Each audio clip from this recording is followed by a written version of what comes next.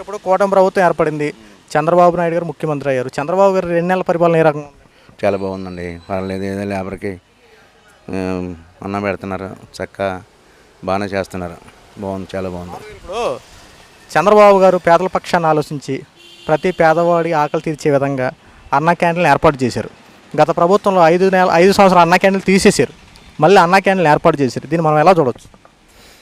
ఇంక పేదవాడికి ఒక కూడు పెట్టిన, ఒక అన్నం పెట్టినట్టే కదా గవర్నమెంట్. మరి అప్పుడు జగన్ గారు కూడా చెయ్యాలా, కాకపోతే మరి ఇంకా ఆయన ఏ విధంగా ఇంకా ప్రభుత్వం ఏం ఆలోచించుకొని తెలియదు, కానీ తీయకూడదు అది. కనీసం పేర్లు మార్చుకుని పెట్టినా సరిపోయి పోనీ పేర్లు మార్చుకున్నా బాగుంటుంది. దానివల్లే జగన్ గారు చాలా ఇబ్బంది పడ్డారు. తర్వాత ఈ భూ చట్టం గురించి, దాని గురించి ఇబ్బంది పడ్డారు. ఈ రెండు మెయిన్ అసలు.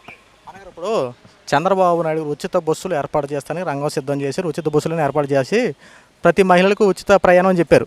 ఇప్పుడు ఒకవేళ ఉచిత ప్రయాణం కానీ ప్రారంభం అయితే ఆటో వాళ్ళ పరిస్థితి ఏ రకంగా ఉండబోతుంది? ఆటో వాళ్ళ పరిస్థితి కొంచెం ఇబ్బందిగా ఉంటుందండి.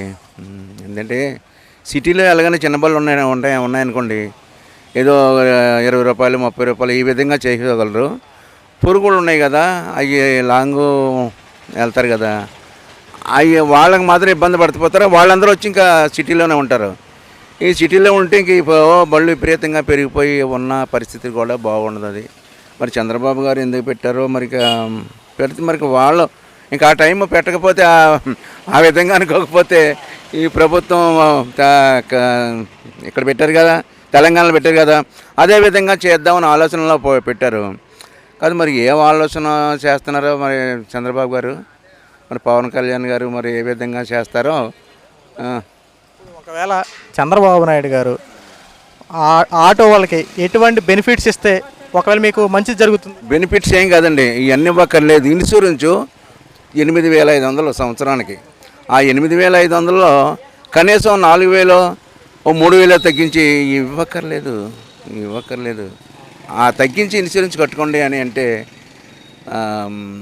వర్కౌట్ అయిపోద్ది. ఆటో వాళ్ళకి జగన్మోహన్ రెడ్డి 15,000 ఎంతో వేసేవాడు, వాహన మిత్రం అని 15,000 వేసేవాడు. కానీ ట్యాక్సుల రూపంలో అవి మళ్ళీ వసూలు చేసేవాడు అని మాట్లాడేవారు. అది నిజమా అబద్ధం? ట్యాక్సీ అంటే ట్యాక్సీ ఏముందండి, అంటే 10,000 ఇచ్చారు. ఫుల్ ఇన్సూరెన్స్ చేస్తేనే కానీ ట్యాక్సీ ఇది కాదు. మరి ఫుల్ ఇన్సూరెన్స్ 8,500 కానీ 1,500 మిగిలి అంతే. మరి అంతే చేశారు పాపం, అయినా కూడా బాగా చేశారు. కాకపోతే కొన్ని విషయాల్లో చేయలేకపోయారు. మరి ఆయన దురదృష్టం.